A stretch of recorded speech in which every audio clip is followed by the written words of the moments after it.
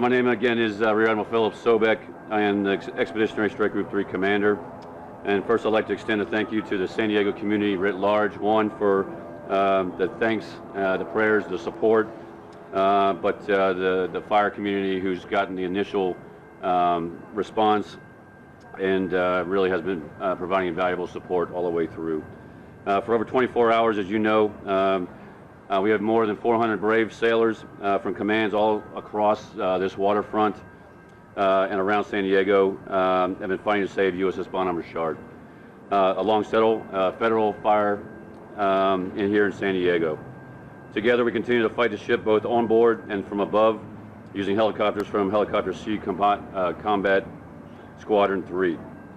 The superstructure and the upper decks continue to burn and have sustained damage.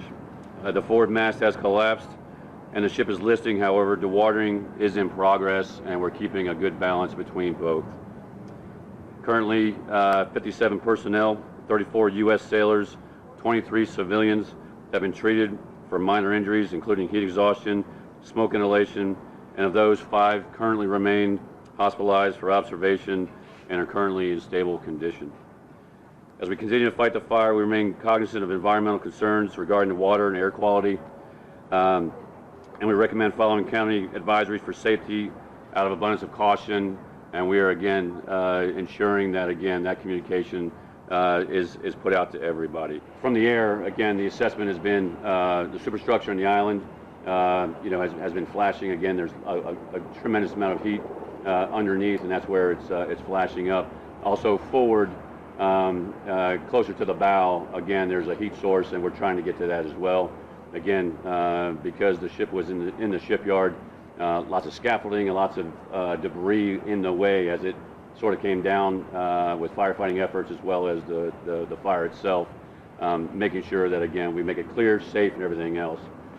In doing so, pressurization has happened, so we've had to step back, make sure that, again, it's safe for firefighting, for people, and then we get back into it and keep it going.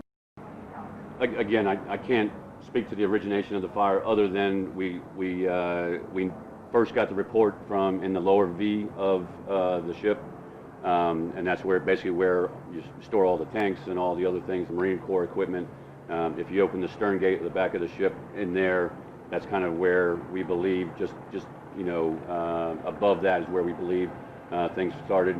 Because of the amount of shipyard work being done, a lot of storage area that was used for a large storage area, tri-walls of supplies and that kind of stuff were all there, and that's what I think ignited and then started the fire.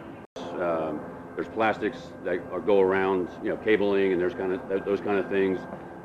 There's different, there's rags. There's all things that we use to kind of maintain the ship, clean the ship, and make sure that we're, supporting the ship kind of in the life of the ship.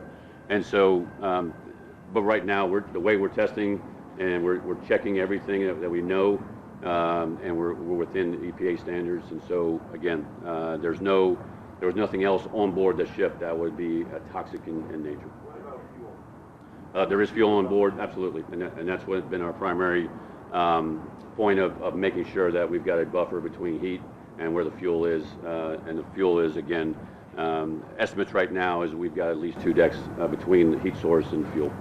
There's obviously burn damage all the way through the skin of the ship, and we are assessing that as we kind of go through each compartment to figure out exactly what the extent is. Again, the fire has spread throughout the ship in varying stages, and so, again, we're assessing the extent of the damage, and that's going to be ongoing. Once we get the fire out, which is a priority, we'll then make a complete assessment of understanding what the damage is.